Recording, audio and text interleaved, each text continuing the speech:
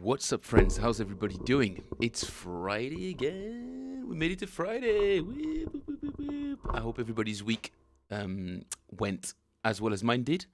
I had a lot of fun teaching this week. We did it. Indeed, we did do it. That was a sentence and a half. Spotify's not working anymore. Way. Means I can pause it. How you guys doing? Good to see you, Nate. Good to see you, Akil. Thanks for joining me, man. Appreciate it. Lots of things I want to do today. A badakadag is immediately. That's it. We're consolidating the channel memes, the channel references. Nate, you were so afraid that you'd missed out. You'd missed out on the queria, that you're on top of every new fancy word that we're adding to our what would you call it? To our obscure reference library. And Michael is online as well. Pleasure to see you, Mike, again. Thank you very much. Mike, thanks again for your contribution. Really, really, really appreciate it, guys. Really appreciate it. Everybody say thank you to Mike for his contribution. Thank you, Mike. Really, really appreciate it. And I don't take any of that for granted. So thanks again. And I'm endeavoring to keep this going, the stream, even though I hate the fact that I don't have as much time as I did a couple of months ago. I don't have that much sort of time to give to the channel, but this will improve as I become more and more comfortable in my position as a piano teacher for some reason. It's just that I've been, as you guys know, I've been quite anxious to improve my piano skills dramatically over the last couple of months, so I was able to deliver to some of my students that happened to be a bit more advanced than I thought I was going to get, which means I've got to be just literally one step ahead of them every week, and I've got to just practice and practice and practice and practice and practice. But the workload will eventually gradually lift off, and I'll be able to put more energy into the stream, as I might be able to at some point give some guitar and bass lessons in some other place. But as this sort of workload alleviates, this is still 100% in my plans to be able to promote this channel more, get more people involved, and get more of this thing brewing. So, if there's a bit of a lull in content at the moment, do forgive me. It's just life gets in the way sometimes. But I'm still streaming. I'm still loving the bass. I don't think anybody could ever change my mind on that ever. And most importantly, I still have loads and loads of things to transcribe and take a good, serious look at. This is literally the first time I'm picking up the bass today. So, float like a leaf down the river of life. I'm guessing this is something from the philosophy of Kung Fu, Mike? Would I be mistaken in assuming that? All right. So my point is, I've got to do a little bit of a warm up today. I hope you guys will join me in that, because it's getting colder. It's getting cold. It is colder than it was a month ago, visibly. I forgot to shut the window, which means the hands are pretty cold. So I'm going to do a quick little warm up. Take it from there. All right, usual exercise. 110? Yeah, why not? Where is my YouTube representation? Switch to the pink screen. Here we go. You guys will be familiar with this lovely sound, the sound of the click, which means we're good to go.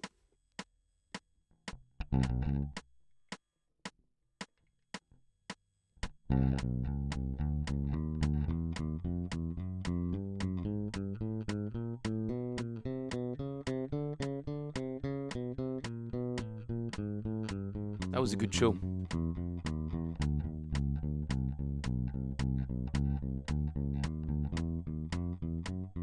That was in the 90s, I think, wasn't it?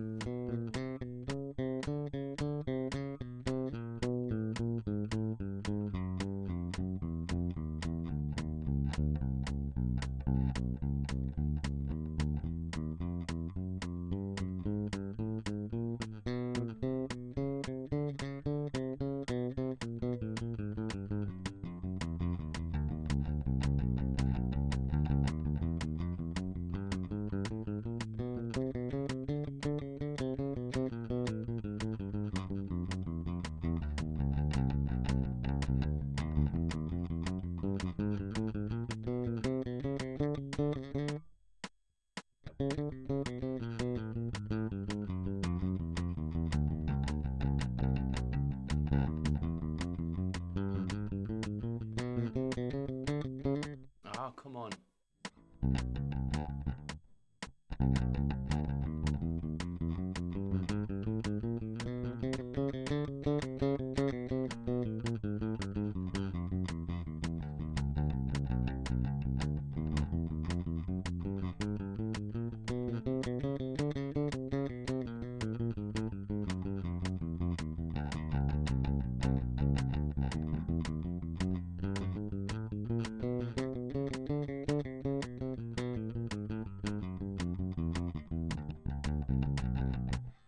Ouch. We're talking about the same show, Mike, where this guy at some point to sort of get to sort of join the kung fu sect or group that he's interested in or whatever. He has to sort of roll up his sleeve and like push his arm onto some sort of cauldron that has some bevel in it, that has some sort of sigil on it, and he has to put his forearm on that to sort of burn the effigy, burn the shape of the sigil onto his forearm. That's the same. That's the same show, right? I'm thinking, if it came out in the 90s in the States, then we probably would have had it a couple of years afterwards. Interesting time. I do remember the show, though, interestingly enough. Number 2.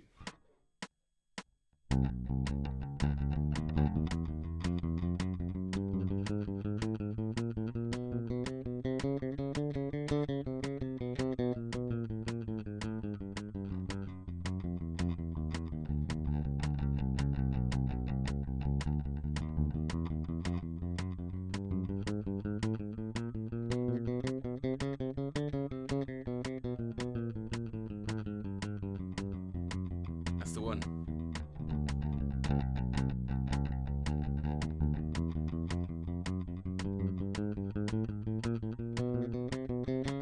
Did you have to do that, Mike?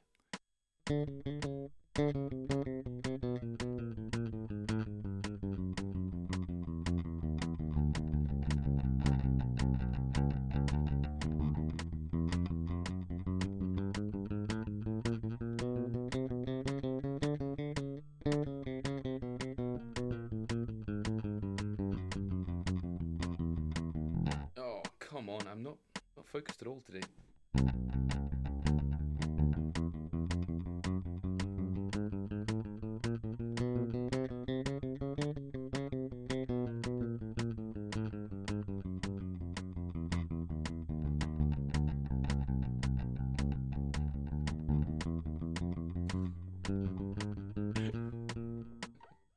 No.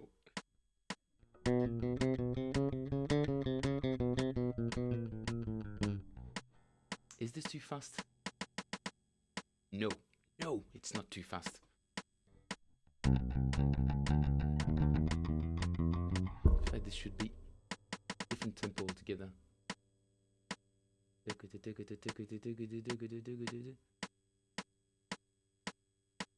Yes, I think that's it. 75 BPM. Save that.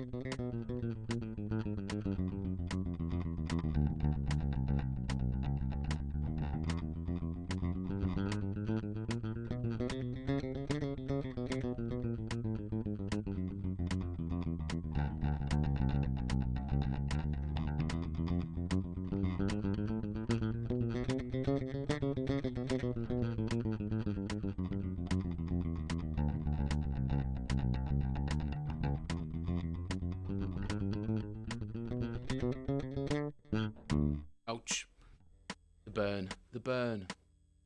Not the burn. So people who decide to take up kung fu don't have to brand themselves anymore.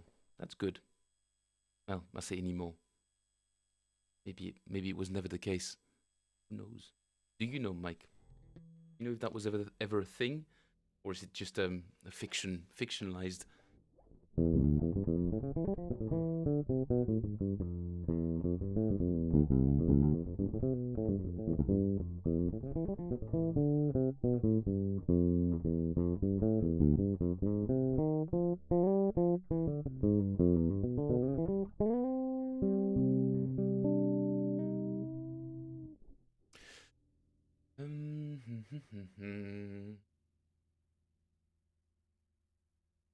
All right, time to check. Time to check up. Check up. Time to check what I've been up to on the old slappity part from the other day.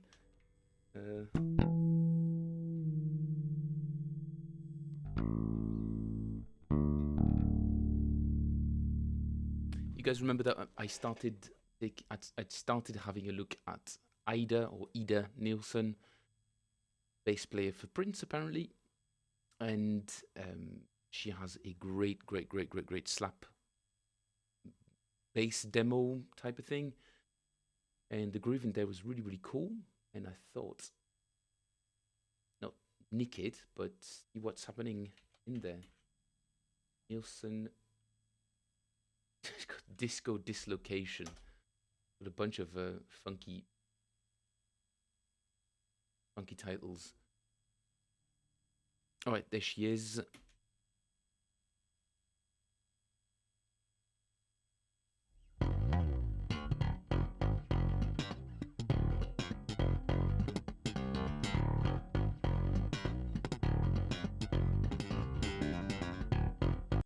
Why is it 144 points per pixel? Uh-oh. Is my internet connection alright, guys? Or is it buffering like crazy?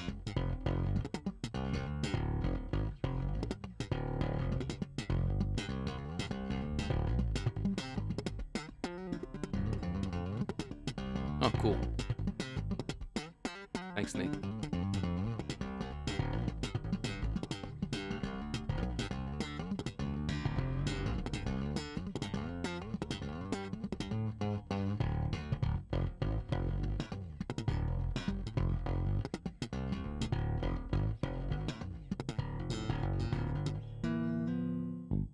Cool. I don't know if I'm going to transcribe the whole thing, but just the sort of basic patterns.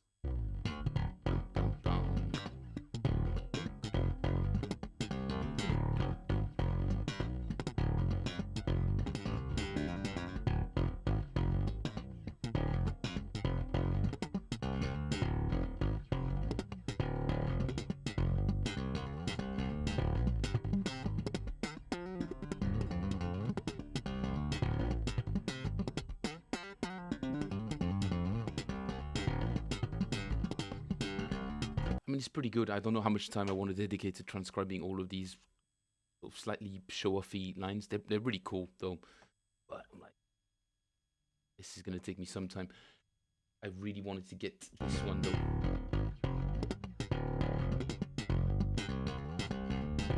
The one just before that.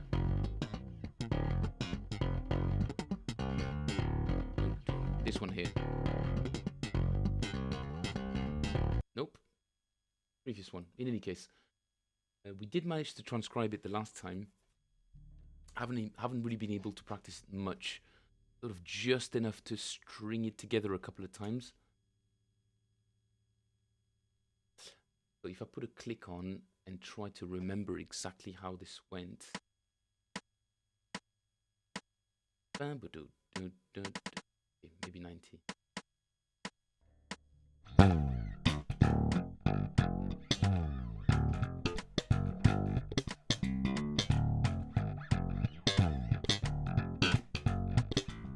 Oh gosh, this is where this is the thing that I really struggle to do. Maybe slower is the way. 3, 4.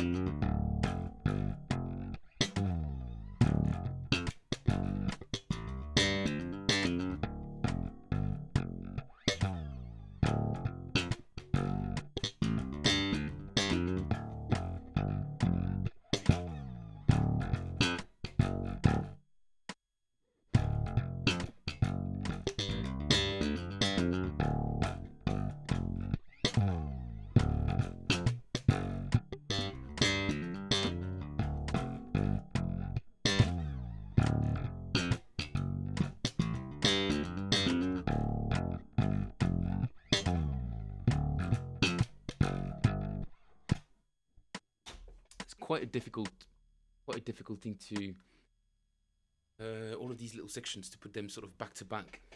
Quite difficult, man.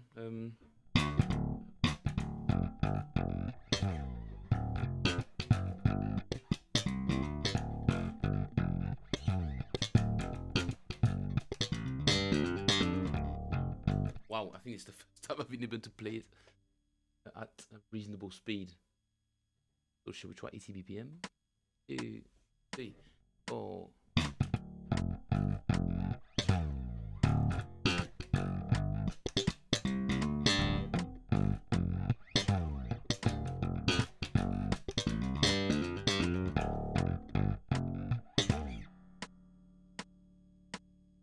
Forgot to switch to the action cam. Forgot to switch to the action cam. Forgot to switch to the action cam. Forgot to switch to the action cam.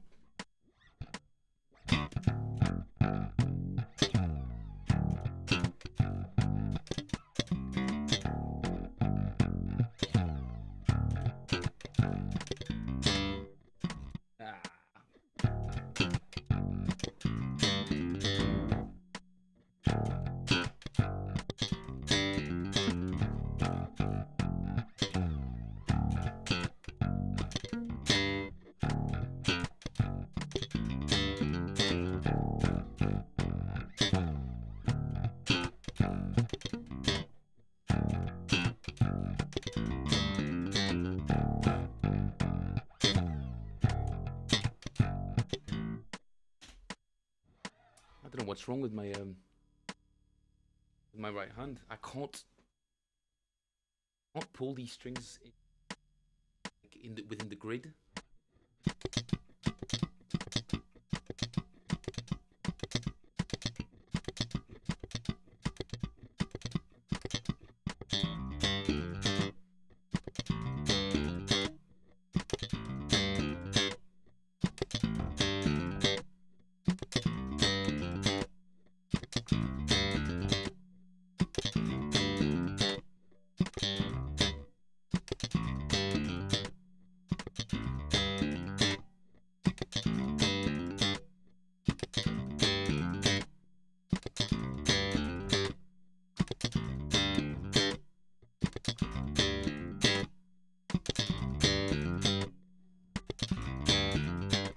This is what I do all the time.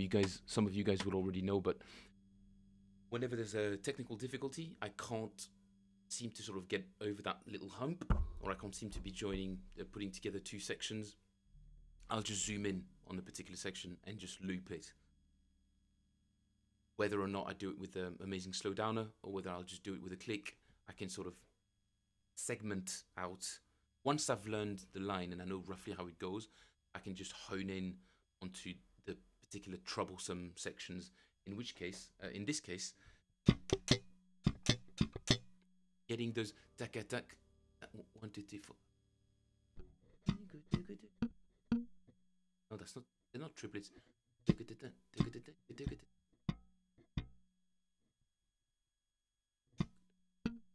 Yeah, they're triplets. They're double crotchet triplets, so 16th note triplets, I think that is what they are. Right, 80 BPM.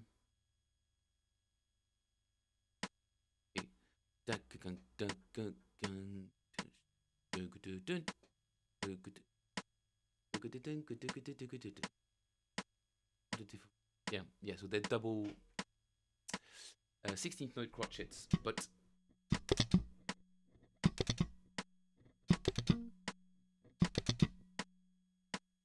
oh no, what have I done? Have I switched something? Nate, are you going to say it or should I? What have I done? What is muted? YouTube? Is YouTube muted? Oh yeah. Nate had already said it, Mike, but thank you very much. Thank you for reminding us. That was pretty much Nate's opener to the stream today.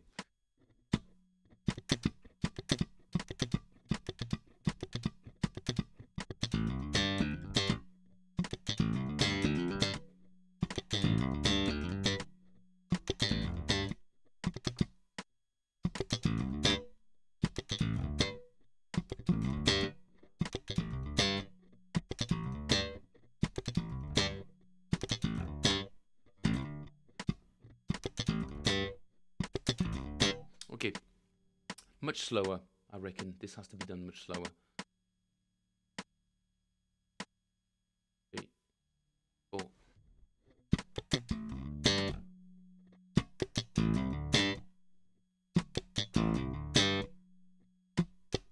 Oh.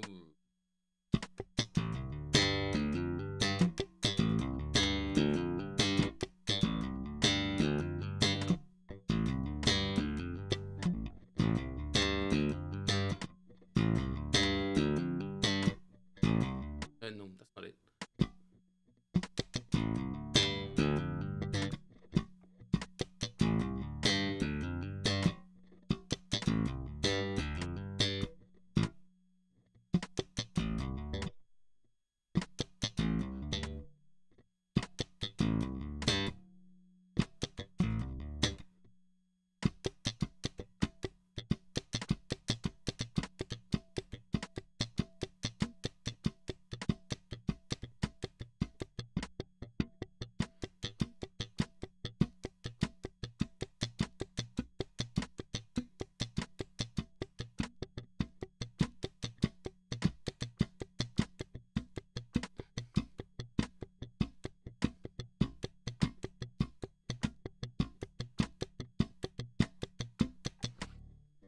A little bit embarrassed.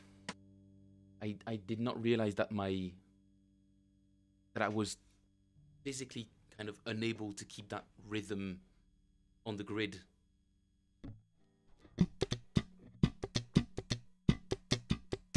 Don't have a lot of control with this. It's very difficult. I understand why she's sort of splaying her fingers like that.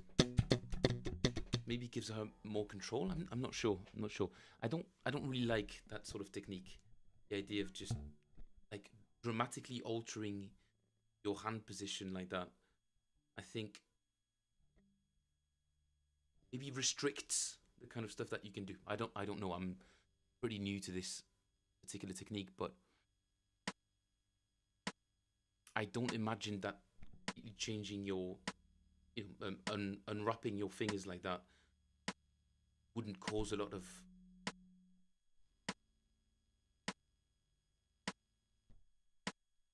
it's an extra bit of bandwidth to use when you have to switch positions and play something fast, or you're improvising or whatever, and having to think, oh, my fingers are splayed out.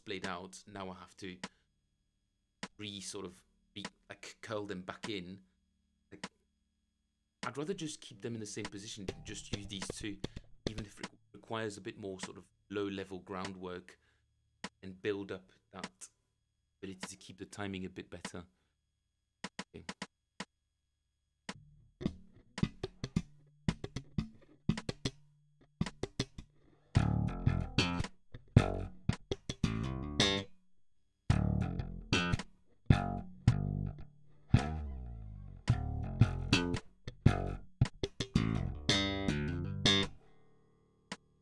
Okay, spent a bit of time on it. Now the muscles should somewhat know what they're supposed to do.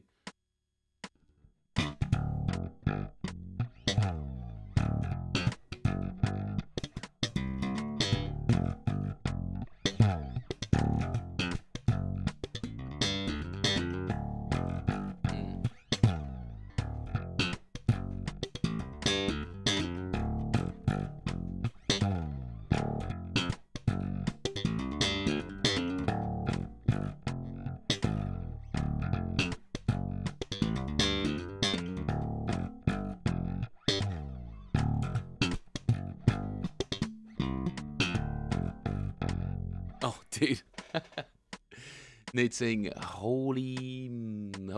I literally can't. The string is literally right below where the blister is, and pulling up is getting hung on it like a ledge, and then pop and youch. Pop and youch. More like little squirt. Have you popped it yet? Are you not popping it? Have you got another blister now? I thought these are the. Oh, you mean what? Maybe you mean where the blister used to be. Damn, dude. You did pop it. Ugh. Ugh. Try faster. Now it's a callus with a blister starting again, and another blister. Gee, man. Keep pushing, brother. Keep pushing. They will eventually recede.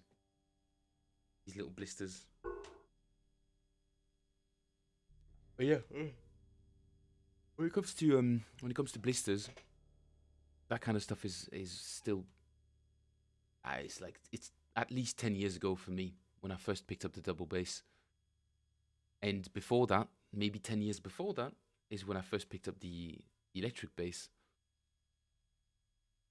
But since I'm a bit like you, dude, I'll still be trying to play, even though my fingers are kind of wrecked. Way to go, even though it's really unpleasant. Way to go. Let's go. Should we try with an actual little drum track in the background? Would probably be better with a little bit of context. We'll see if this one fits. I'm just having a look at the Logic project, which is gone as it always does.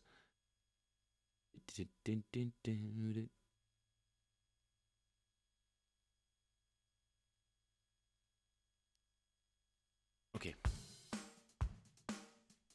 I think 90 BPM, I think, is around what she's playing. Bit slower. 95.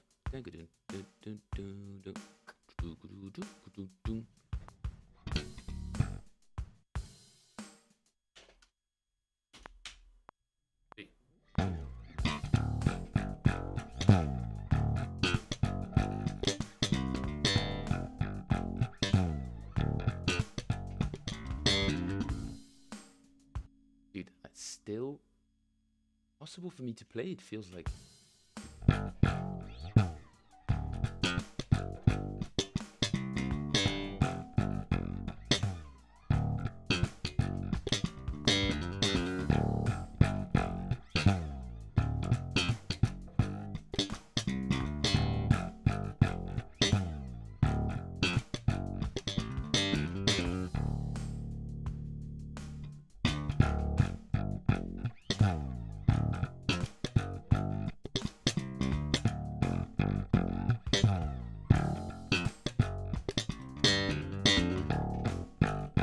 I think I'm getting it. I think I'm getting it.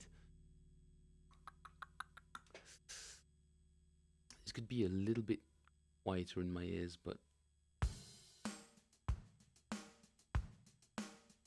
maybe not for you guys.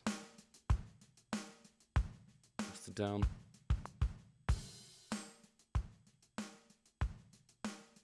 Alright, strike in. 2, 3.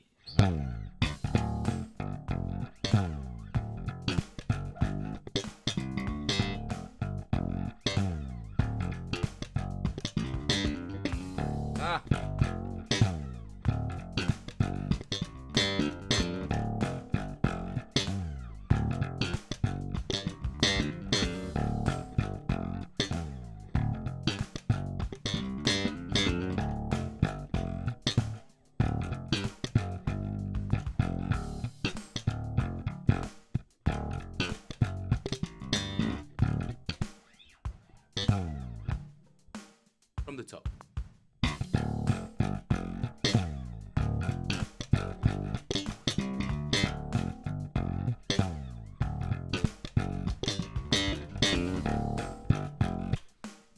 It's not clean at all, but at least I can sort of play it, even though it's unclean.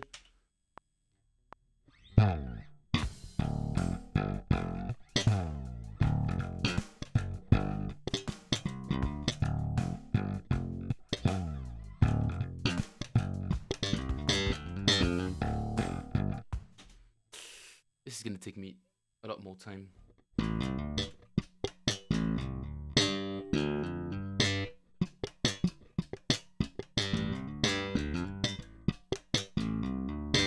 It's going to take me a lot more time to get that right, but I'll keep going.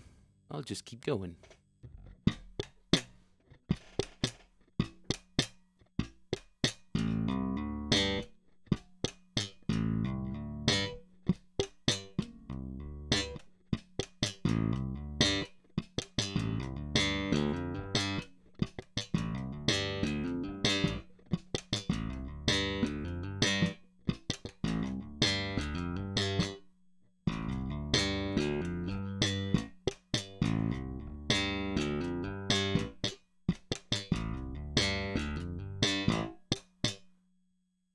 Oh, these twos are actually looping back nicely.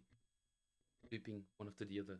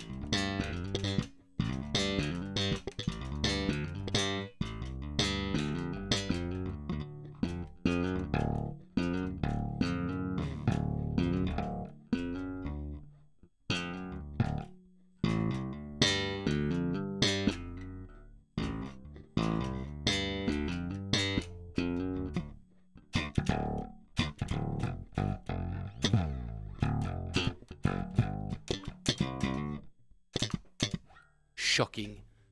Shocking timing on that bloody thing.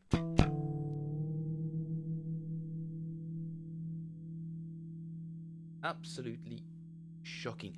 All right. Something else I wanted to do today. I want to get started on the Junior Braguinha.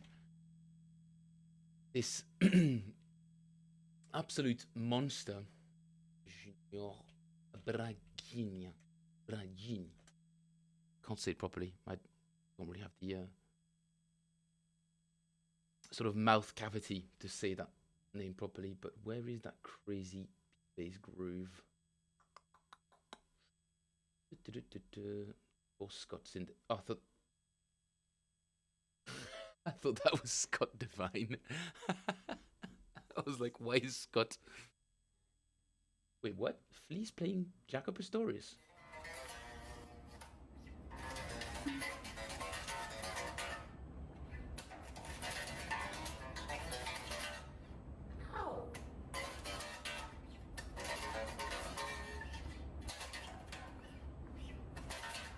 You guys can still hear me, right? I don't see the YouTube volume thing going up. Yeah.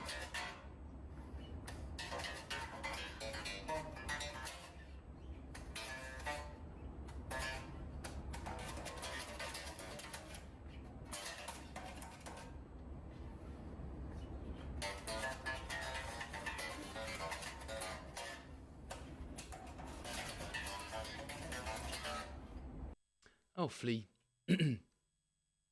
You can always deliver, but geez, why would you record a video of yourself? Like, it sounds like what this microphone's picking up when I'm slapping. Just this little clicky stuff. It's just, I wish I could hear him play that with the, like, properly plugged in and all that into an amp or whatever. Nate says Flea has a little warm up.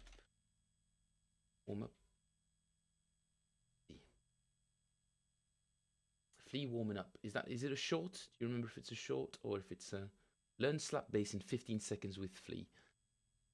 Can I learn slap bass in 15 seconds? It's like a thumb and then this one.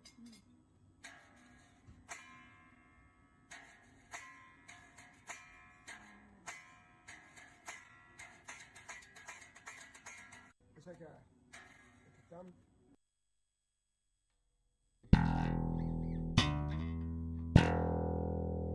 Sorry, I need to be using the right technique.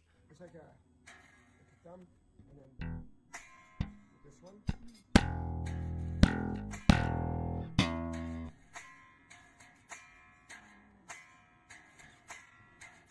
Well, he's detuned, but see how he slaps his forearm nearly slaps his forearm on the body of the bass. Like a thumb and then this one.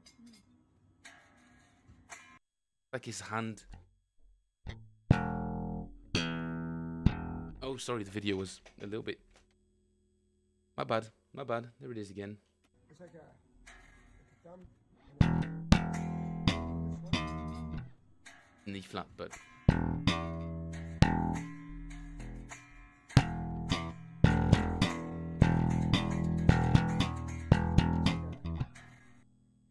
yeah, I mean, he does have a very, very unique technique that is really, really, really not suited for. It's suited for the Flea sound. If you want the Flea sound, do what Flea does. If you want any other kind of sound, then this technique is not really gonna help you.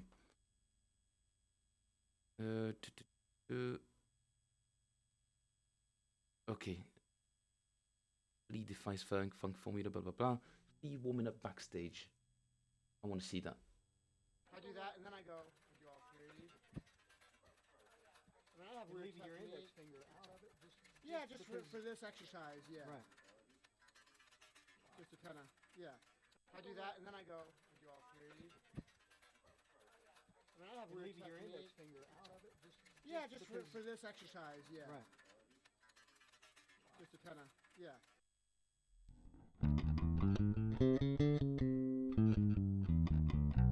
So he only warms up 3 fingers. That's interesting, though.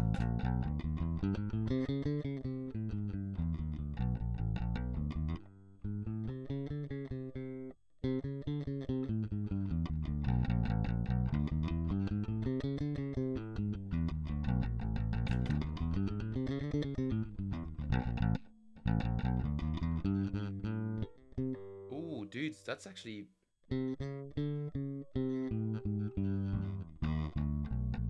interesting. Just literally straight away, just targeting the fingers that give you the most trouble.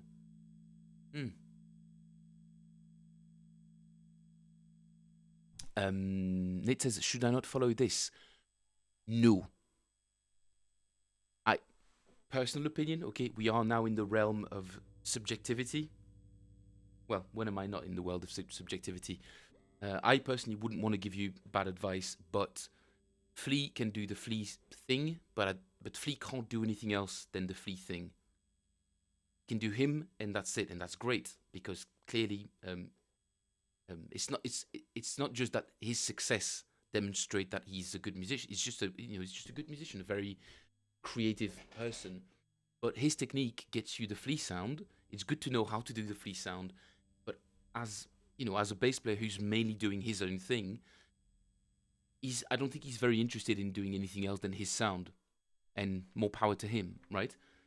But when it comes to 95% of the slap sound you will get anywhere in the wild, from, I don't know, the sort of discrete pops and fingers and pops that you get from, let's say, Earth, Wind and Fire, or like a George Benson type of thing. It was like,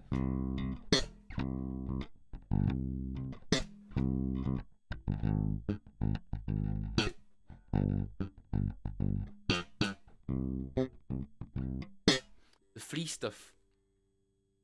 I mean, it's not just this particular application, but the Flea stuff's not really going to get you anywhere.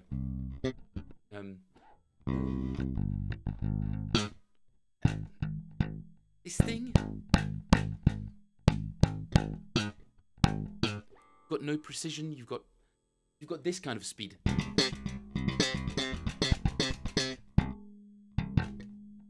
He can do it, right? But do you see how much I've got to twist my body just to get into that position where he's in? I'm like, why do I need to move so much?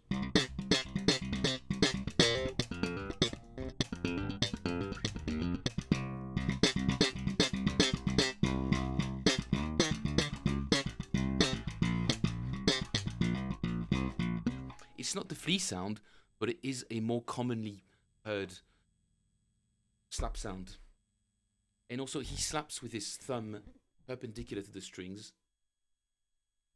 I don't think this is a way you get a really nice sound, especially out of a jazz bass or a P bass or even a Music Man. I think the best sound you get out of a bass is by slapping like this, really. You don't have to move that much, and you get everything you need. Really, you get the full spectrum. Whereas if you slap like he does with such power, I feel like the string is getting choked by how much power is put into it, so it just goes woo, and then instantly gets choked out by the fact that it probably bounces off the frets very harshly. Whereas here, because I'm slapping down and through the neck and down, I feel like the string tends to vibrate, but maybe slightly with a bit more of an angle. That way, it sort of brushes onto the fret rather than bouncing straight down off of it and just going straight like, and then immediately the sound. You can hear it. If I slap with the flea, you get a crazy percussive sound, but you don't really get the meat of the note. But that's what he's going for, and everybody loves him for that. So whatever he wants to do. But as a technique, I would not at all look for flea. Look to flea for tapping advice. If you want to know how he does it, freaking yes, man. Absolutely. But that's not. Brian Bromberg is a great example of somebody who slaps with a little bit of an odd technique. He's somewhere in between, right? But look at his right hand move and what kind of crazy technique he gets with very, very small, at the end of the day, very small hand movements. Brian Bromberg, get a bigger window up.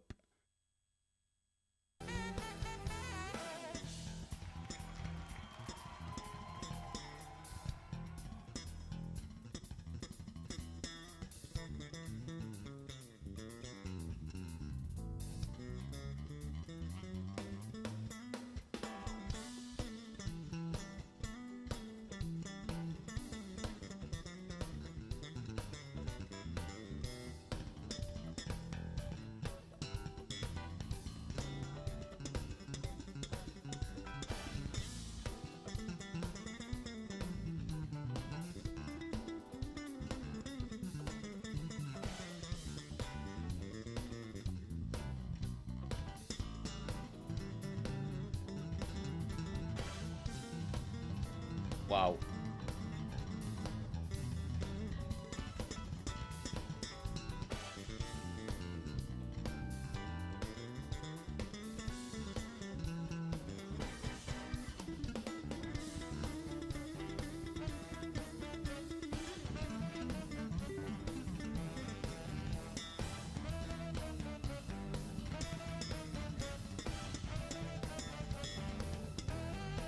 It's interesting. His technique is somewhere in between mine and Flea's. Um, sorry, I mean more his hand position. He is not quite like me. I tend to slap underneath, like my whole hand is literally just rubbing on the scratch plate. He spends most of his time sort of here, but his thumb is pointing. You look at it, hand might be pointing downward, but his thumb pointing towards the headstock. If I can catch him in the isn't it? Slapping, slapping, slapping, slappity, slap, slappity. Well,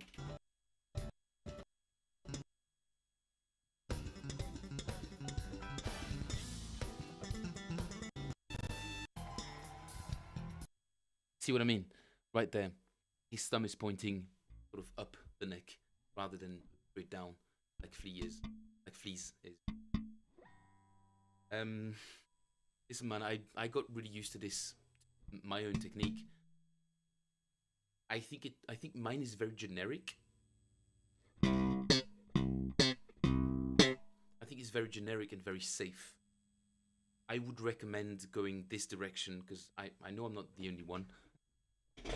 And that's how I was taught it in a way that produces a really versatile sound as well. You're free to go in any other direction after that, but I would recommend this really sort of safe position where your hands like this and your knuckles are rubbing against the scratch plate all the time, all the time.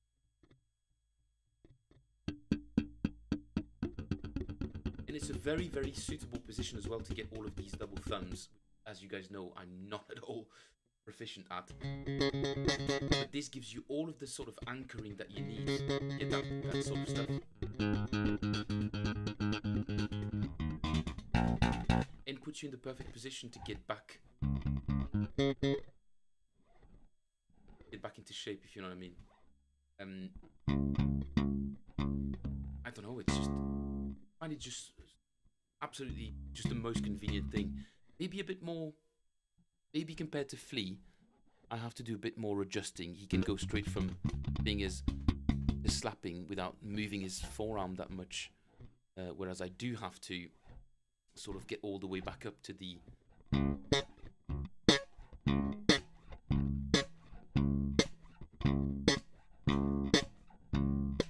I don't know. With a little bit of practice, it's really not that difficult to quote unquote master. So check it out, bro. Check it out. All right, should we do a bit of improv? And then I'm gonna go and have to look. A bit of improv. I saw this great YouTube channel. What was it? Theory. Obviously Barry Harris. Fantastic teacher. Has some really insanely interesting exercises to make you internalize the harmony. It's mainly on the piano. Obviously, you guys know I'm focusing a lot on the piano at the moment, and I'm trying to sort of steal some of this wisdom and trying to apply it to the bass as well. I haven't quite found the way to do it just yet because he's very piano focused, but there are ways in which he talks about some of these bebop arpeggios and lines where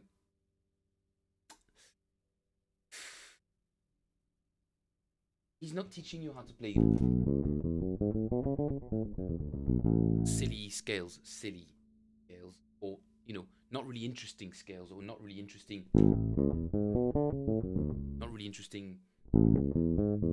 arpeggios.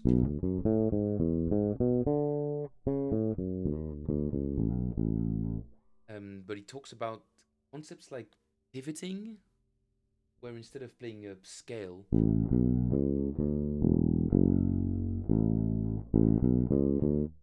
instead of going up all the way to the scale, at some point you just pick a note and you'll take that note down the octave.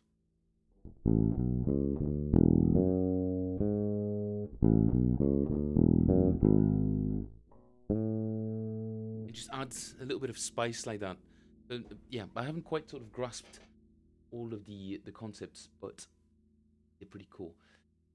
I'm gonna jam a little bit over There Will Never Be Another You, because I do still want to practice that awesome solo from Johan Hansen Larsen. Oh, sorry guys. Slept a little bit funny last night. Where is my... There we go. Amazing slow downer. There Will Never Be Another You.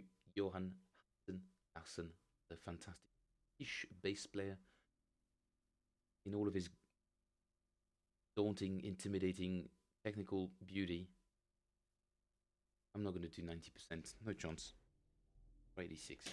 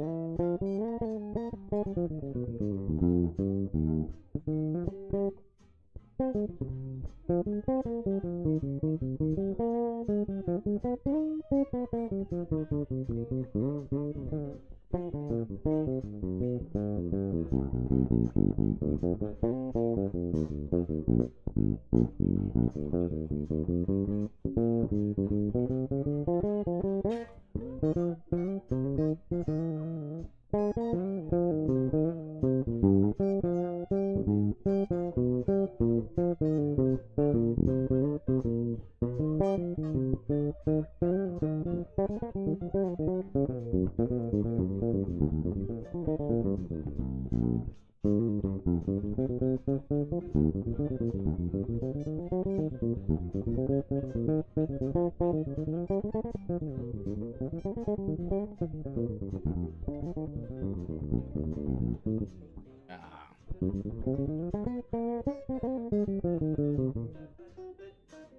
Well, the ending's still not quite there. What's up, Zahar? Zaharije. Как дела? How you doing, bro? Everything all right? Did you have a good night last night at the Hat? Not last night, the other night. The Hat. Oh, Nate, you put something on the Discord, something to do with the great Jeff Berlin, and I thought that was an interesting. I thought that was an interesting video, dude. I like the fact that the guy's still out there. Where was it?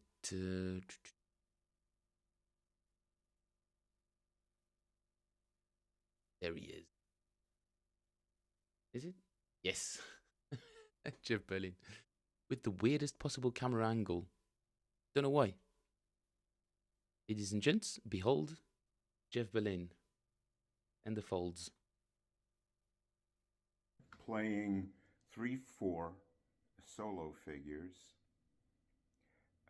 over a 4/4 tune. I did it to share and teach that you can break up the rhythm slightly to make things interesting for you. It was an academic lesson. And to do so, for me to demonstrate this, which I'm going to do again now, but this time I'm not going to stick to 3/4. I'm going to move around and do other things too. So this ought to be more of an artistical demonstration, whereby I'll use the 3/4 over the 4/4 and possibly go elsewhere. To do it, I need 4 skills. That's the beauty of practicing music. Skill number 1 I need is to know the harmony, the chords. Harmony rules, my dear friends. Number 2, I have to know how to play the bass. I have to practice it slowly so that when I improvise, which is number 3, the instantaneous moment that I have an idea, I ought to know where the notes are. And number 4, I am quite in time with a play along that has no interest in me whatsoever, meaning that I have to go with it, which is one reason why I've always felt that metronomes are grossly overrated, because in most of live playing, including studio playing, I might add, people go together in time. All right, enough of that. Here is Controversial take. Jeff was always known for slightly against the grain musical sort of takes like that. You can't say anything about Jeff Berlin, right? And I'm not. But I think what he's saying is incomplete a little bit. Maybe because he hasn't had to teach really like basic beginners. Like people who are literally just picking up the instrument. They bought it a week ago and that's literally their first time actually playing it. I think metronome is super important, dude. Like really, really important, because at the level at which Jeff is, yes, if you're already an expert bass player and a professional, or at least you've been at it for a while and you've got some proficiency on the instrument, of course, you know how to play to a click. You're not going to get any more, you're not really going to get any better by just playing along to a click. You're going to get a lot more by gelling in a really subtle way with the drummer you're with, because no human is a metronome. So you have to have this base layer, this really solid foundation of being able to stick to a tempo, stick to a click, or at least being able to keep that reference or listening and comparing with where your playing is at. So being able to hear the minute differences between your plucking and the click is, I think, a really, really crucial skill to being able to gel really well with the drummer. I.e., just because there's a click doesn't mean, or just because you've trained with a click does not mean you become a click. It just means you've become really good at perceiving the little subtle differences between your playing and the click, which is the exact same thing as playing with the drummer. So I think what he's saying is kind of incomplete, and I don't fully agree with it. Oh, people shouldn't practice to a click, but dude, also why? Nobody has a drummer at hand in their room.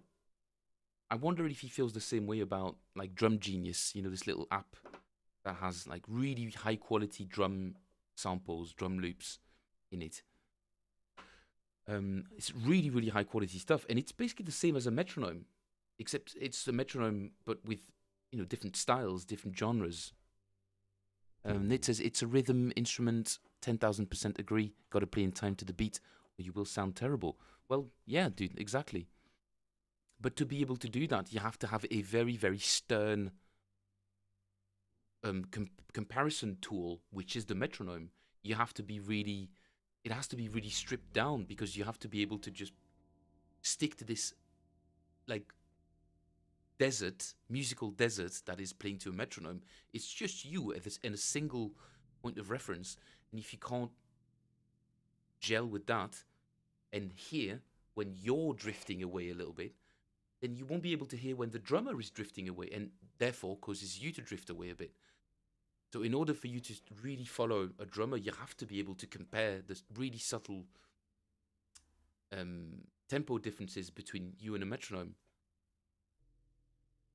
I use drum beat most of the time, and if I'm solo over a metronome, I think you're right, dude. I think Jeff likes to have...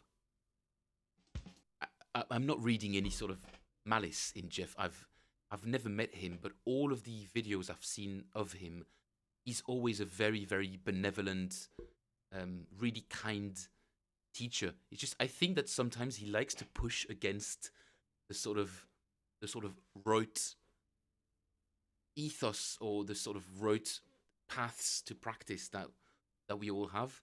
The same way for piano, there's this famous book called Hanon. It's a French piano player that developed all of this method. They're basically really boring exercises that do all the sort of permutations between your fingers in a very basic scalic way. They're very basic exercises, and all of YouTube is just riddled with piano players just saying, "Oh, don't do that. It's a waste of time. Don't do it. It's a waste of time." Dude, I've not progressed this much technically since I started doing them like regularly. These other exercises, they're not bad. It's just different strokes for different for different people, I suppose. But when it comes to Jeff's metronome take, I can't really agree with that. Shouldn't practice to a metronome. He's practicing to a backing track. I don't know, dude. Practicing to a metronome does not... If anything, you feel a little too free, really. Because the backing track has potentially all of these little subdivisions, all sorts of little other cues. The piano's playing an anticipated chord. The hi-hat, there's a stab there. So you're always constantly just like... You've got all of these mapped out things where you can never sort of go off into the reservation, get off the reservation. You're just stuck in this even more subdivided grid. Anyway, that's my rant. And now I want to do some improvising. Just cause why not, dude? I fucking love it.